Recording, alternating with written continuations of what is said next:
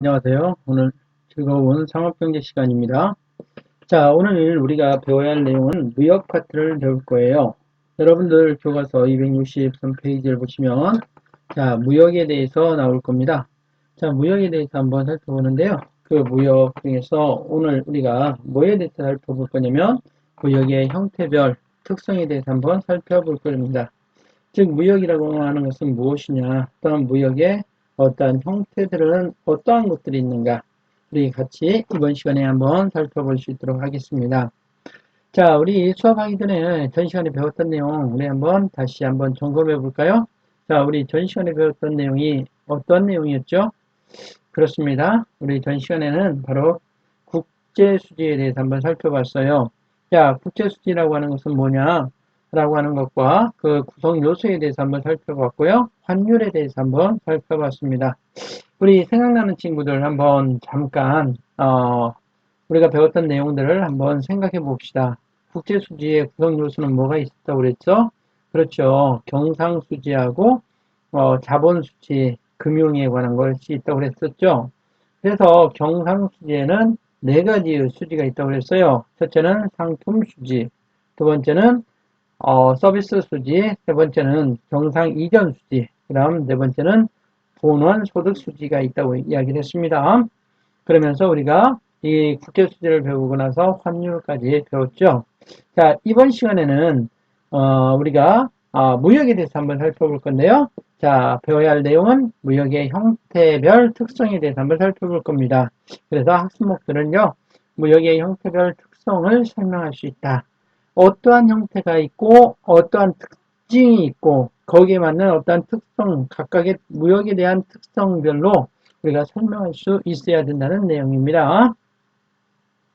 자, 그러면 첫째, 무역이라고 하는 게 뭐냐? 한번 살펴보겠죠.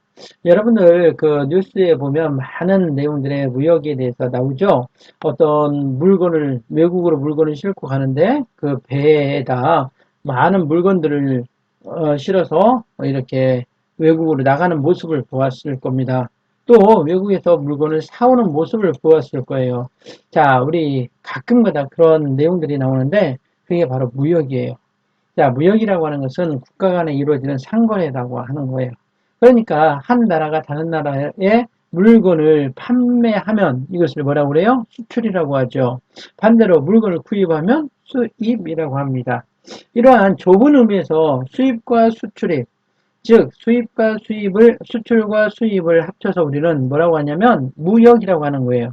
그러면 단순하게 뭐 그냥 상품을 팔고 구입할 수 있는 단계만 있는 게 아니잖아요. 거기에 따라서 물건에 대해서 이동하면서 보험도 들어가야 되고 물건을 만들면서 금융도 들어가야 될 거고 그 다음에 정보통신도 들어가야 될 거고 이러한 부수적인 것까지 전부 다 서비스까지 들어가는 것을 우리는 무역이라고 보는 겁니다. 자, 그래서 무역의 특성을 한번 살펴볼게요.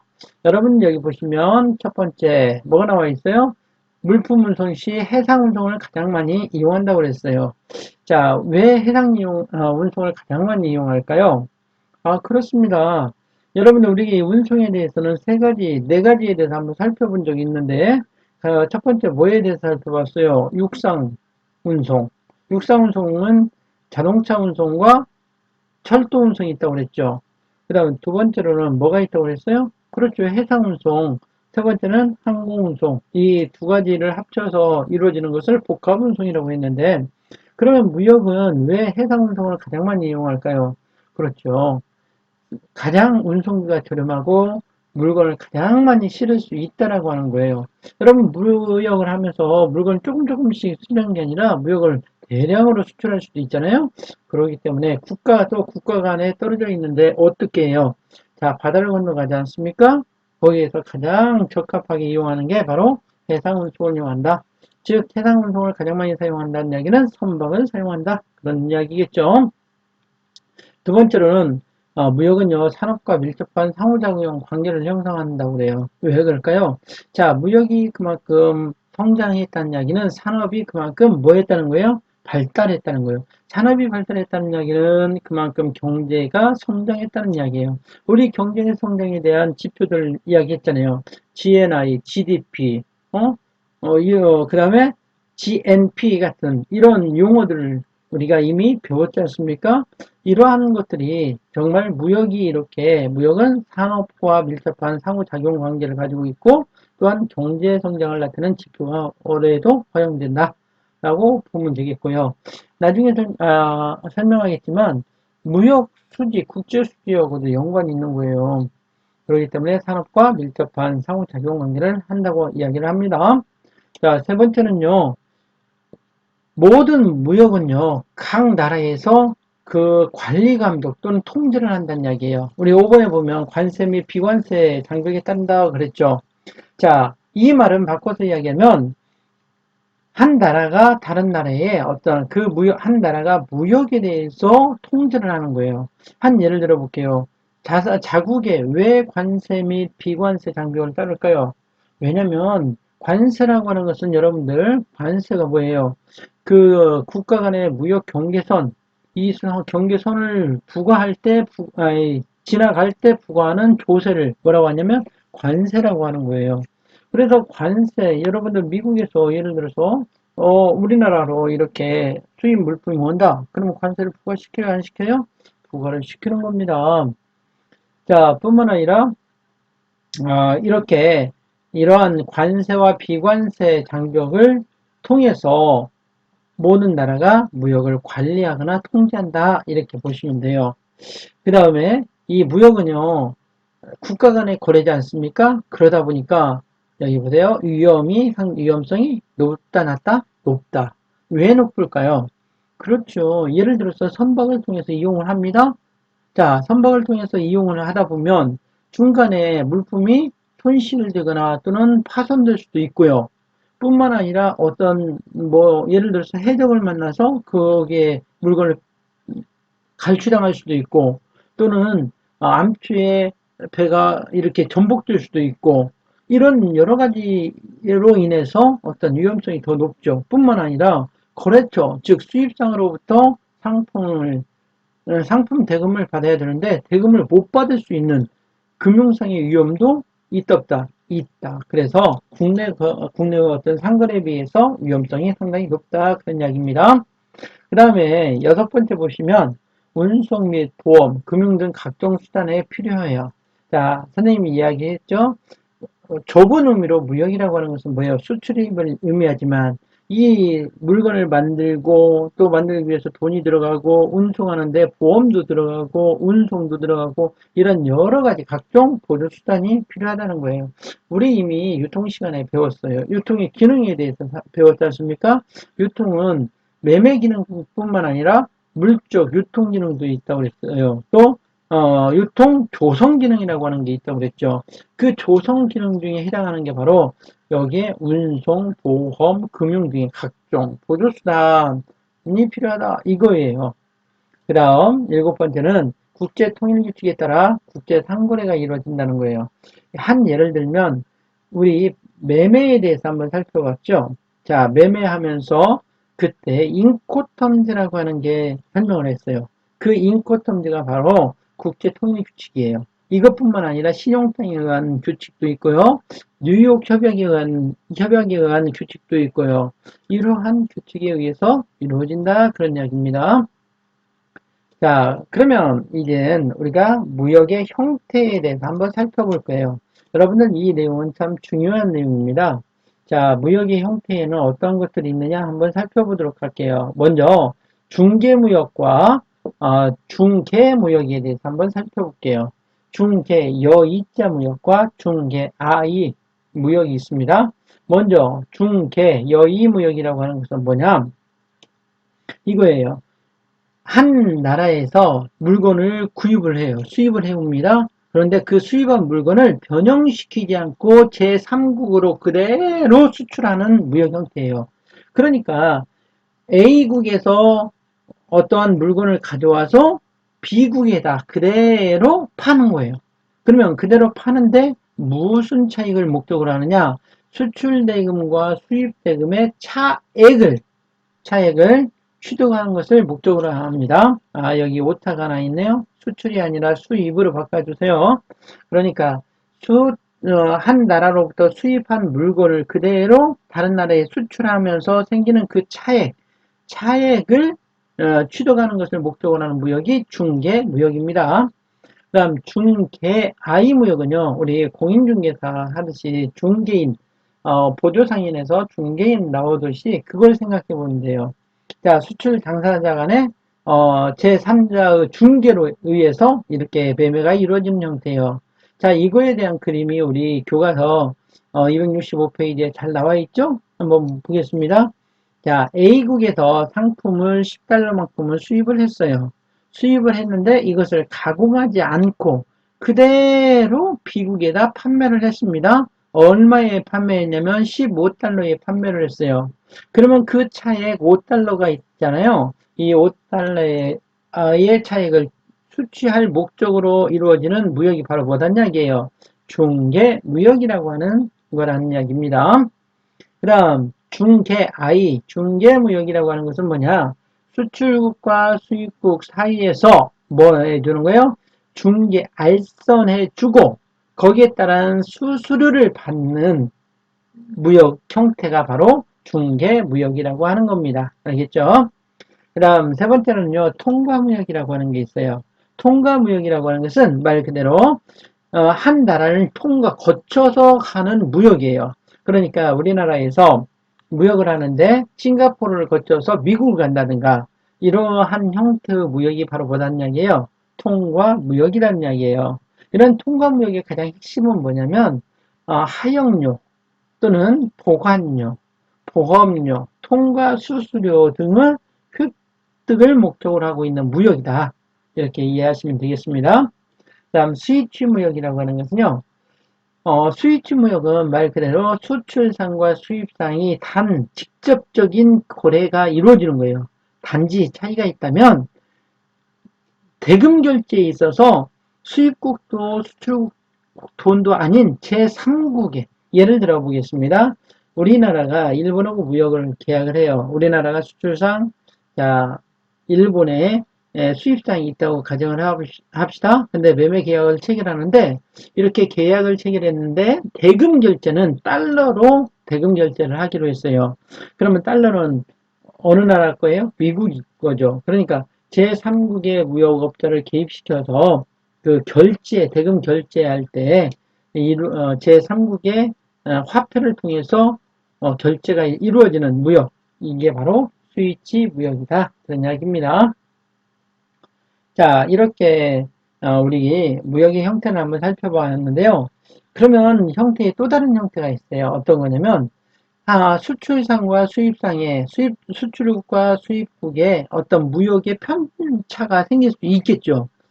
예를 들어 다른 나라는 수출을 많이 했는데 수입은 적어요. 그러면 무역에 불균형이 생길까 안 생길까요? 생기겠죠. 그거에 따른 균형을 한번 맞춰보자 해서 나온 무역이 바로 연계무역과 삼각무역이라고 하는 게 나와요. 그러니까 연계무역이라고 하는 것은 뭐냐? 말 그대로 수출입의 균형을 유지하기 위해서 이렇게 상계치하는 무역이다. 이렇게 이해하시면 되겠다. 그런 이야기예요.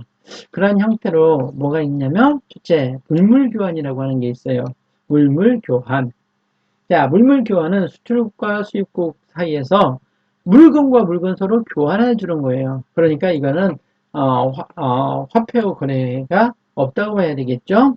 교환거래가 없이 물품과 물품 사이에서 이루어지는 거래입니다. 두 번째는 구상무역이라고 하는 게 있어요. 자, 구상무역이라고 하는 것은 말 그대로 수출입의 물품 대금을 그에 상응하는 만큼 수입이나 수출을 하는 거예요. 예를 들어보겠습니다. 자, 우리나라에서 미국과 서로 무역 계약을 체결했어요. 그런데 무역 계약을 체결했는데 어떻게 체결하냐면 내가 미국으로 100달러만큼을 수출을 했어요. 그러면 미국으로부터 100달러에 상하는 돈만큼 수입해 올 수 있도록 매매 계약서를 작성하는 무역 형태예요. 그런데 이때 매매 계약서는 몇 개냐? 하나만 기록되어지는 거예요. 이게 바로 구상무역이라고 하는 겁니다. 그 다음 세 번째는요, 대응무역이라고 하는 게 있어요. 대응무역이라고 하는 것은 구상무역과 비슷해요. 비슷한데 수출한 그 국가에서 수출할 때의 매매계약서와 또 수입할 때의 매매계약서가 별도로 달라요. 그러니까 구상무역은 매매계약서가 하나인데 반해서 이 대응무역은 매매계약서, 즉 무역계약서가 몇 개가 필요하다? 두 개가 필요하다는 거예요. 알겠죠? 그 다음 제품 판매라고 하는 것은 말 그대로 내가 제품에 관한 설비를, 즉 플랜트 기술이 같이 자본 설비 같은 것을 생산했어요. 그래서 현지에서 그것을 만들어서 내가 사는 조건으로 이렇게 이루어지는 무역 형태예요. 이런 것을 제품 판매라고 합니다. 즉 플랜트나 기술 등의 수출에 대응하여 그 설비나 기술로 생산되는 제품을 수입함으로써 수출 대금을 회수하는 무역 거래를 뭐라고 한다? 제품 판매라고 합니다. 그럼 이 수출의 균형을 이루기 위한 방법 중에 하나가 또 뭐가 있냐면 삼각무역이라고 하는 게 있어요. 자, 삼각무역이 뭐냐? 두 국가 사이에 수출입과 수출과 수입의 불균형이 이루어집니다. 그거에 대한 불균형을 누가 제3국을 개입시켜서 균형을 맞춰보도록 이루어지는 무역 형태예요. 그러니까 결국은 뭐예요? 수출국과 수입국 사이에서 제3국이 개입되어져서 이루어지는 무역 형태를 뭐라고 한다? 이게 바로 삼각무역이라고 한다. 그런 이야기입니다. 자, 그 다음 물품의 가공 방식에 따라서 달라요. 어떻게 물품을 가공하느냐, 그거에 따라서 달라집니다. 자, 먼저 수탁 가공 무역이라고 하는 게 있고요. 위탁 가공, 그 다음에 또 보세 창고도 무역이 있어요. 보세 창고 무역이라고 하는데요. 이 세 가지 형태가 있는데 수탁 가공이라고 하는 것은 말 그대로 내가 물건을 만들 수 있도록 수탁을 받은 거죠. 즉 원자재의 전부 또는 일부를 상대방으로 위탁을 통해서, 즉 상대방이 나에게 위탁을 통해서 내가 이것을 가공한 후 위탁자에게 다시 수출하는 무역 형태를 말해요. 그러니까 바꿔서 이야기하면 A라는 수출상이 나에게 위탁을 시켰어요. 물품을 가공할 수 있도록 위탁을 시켰으면 나는 수탁자가 되고 그 상대방은 위탁자가 되는 거죠.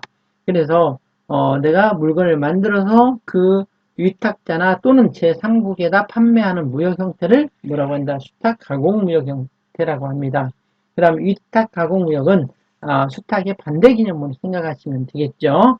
그래서 가공임을 지급하는 조건으로 원자재를 위탁을 통해서 상대방에게 무한으로 수출하여서 이것을 다시 무한으로 수입하는 형태입니다. 자, 그 다음 보세 가공무역이라고 하는 것은 뭐냐면 보세 창고동무역 BWT라고 이야기를 하는데요. 이 보세 가공무역이라고 하는 것은 아까 선생님이 무역에는 한 나라가 관세나 비관세를 통해서 관리한다고 했잖아요. 자, 그런데 이 관세가 부과되지 않는 공간이 있는데 그게 바로 보세창고 구역이라고 하는 거예요. 이 보세창고 구역에서 가공을 해서 그 다음 이것을 다시 외국으로 수출하는 형태이다 그런 이야기야. 그러니까 여기 무슨 말이냐면 외국으로부터 수입한 어떤 원자재 또는 반제품을 관세가 유보됐다는 것은 관세를 낸다는 거예요, 안 낸다는 거예요? 안 내는 거예요. 이것을 다시 보세구역에서 가공해서 제품에서 외국으로 수출하는 그러한 무역 형태가 바로 보세 가공 무역이다. 다음 기타 무역에 대해서 한번 살펴볼 수 있도록 하겠습니다. 자, 기타 무역이라고 하는 것은 우리 플랜트 수출이 가장 대표적인 거예요. 자, 플랜트 수출이라고 하는 것은 말 그대로 어떤 이렇게 자본 설비 같은 것들 이런 것들을 생산하는 수출 형태예요. 예를 들어서 보겠습니다. 자, 항만을 만듭니다. 또는 철도를 만듭니다. 이러한 것들에 관한 어떤 기술적인 거, 그 다음 자본적인 요소들, 이러한 것들을 종합해서 수출하는 형태를 뭐라고 한다? 플랜트 수출이라고 합니다. 그래서 가장 많이 사용하고 있죠. 그 다음 록다운 수출이라고 하는 것은 뭐냐면 거래 상대국에서 관세를 너무 많이 부과를 시키니까 그 관세를 피하기 위해서 반제품을 수출하는 거예요. 그래서 그 현지에서 말 그대로 조립해서 완성품을 만들어서 수출하는 형태. 이게 바로 록다운 수출 방식이라고 그래요. 그러니까 이 록다운 수출 방식을 하는 이유가 바로 뭐다는 이야기야. 어떤 무역 장벽을 피하기 위해서 그렇다는 이야기예요. 여러분은 완성품을 가지고 수출하려면 상대국에서 관세를 많이 부과하겠죠. 이런 관세 부과하는 것들을 피하기 위해서 현지에서 반제품을 가지고 조립해서 완성품을 만들어서 거기서 이렇게 수출하는 형태를 뭐라고 한다? 녹다운 수출 방식이라고 이야기합니다. 그다음 OEM 방식이라고 하는 것은요, 말 그대로 주문자 상표 부착 방식이라고 해요. 즉 주문자가 제품을 다 만들었는데 위탁받아서 제품을 만들었어요. 그런데 상표를 누구고 붙인다는 거예요. 주문자가 의뢰한 상표를 부착한다는 방식이야. 그렇게 해서 수출하는 형식을 우리는 OEM 방식 수출이라고 합니다. ODM 방식이라고 하는 것은요, 말 그대로 제조업자가 모든 기술, 설계, 그 다음에 그걸 가지고 생산, 개발하고, 그 다음에 생산해서 이렇게 수출하는, 전부 다 수출하는 방식을 뭐라고 하느냐? ODM이라고. 그러니까 제조업자가 처음부터 모든 거에 대해서 다 이렇게 위탁을 해서, 주문자에게 이렇게 수출하는 형식을 뭐라고 한다? ODM 방식 수출이라고 이야기를 합니다. 그다음 보세 창구도 거래는 아까 좀 전에 선생님이 설명을 했습니다. 자, 여기까지 선생님이 여러 무역의 형태에 대해서 한번 살펴봤어요. 그리고 무역의 특성에 대해서 또 살펴봤고요. 무역의 뜻에 대해서 한번 살펴봤습니다. 내용을 한번 정리해 볼게요. 여러분들, 이 학습지 있잖아요. 이 학습지에다 꼭 작성을 해서 주 내용이 어떠한 것인가, 여러분들이 꼭 메모하시고, 그 다음 메모한 거에 대해서 다시 한번 그 의미를 되새기 볼 수 있도록 합니다. 오늘 우리 배웠던 내용은 다시 한번 정리해 봅시다. 무역이라고 하는 건 뭐냐? 바로 수출을 의미하는데, 이 두 나라 사이의 국가 간의 거래를 말한다. 이야기를 했습니다. 그래서 무역의 특성은 여러 가지가 있는데, 국내보다 더 위험성이 크다. 그 다음에 또, 선박을 이용한다. 그 다음에 여러 가지 이러한 내용들에 대해서 한번 살펴보았고요. 그 다음 무역의 형태에 대해서 살펴보았습니다. 자, 무역의 형태는 중개무역, 중개무역, 통과무역, 수입지무역이라고 하는 것도 있었고요. 가공 방식에 따라서 수탁 가공 방식, 위탁 가공 방식, 그 다음에 보세 창고, 보세 가공 방식으로, 이게 무역이 있다. 그런 이야기를 했습니다.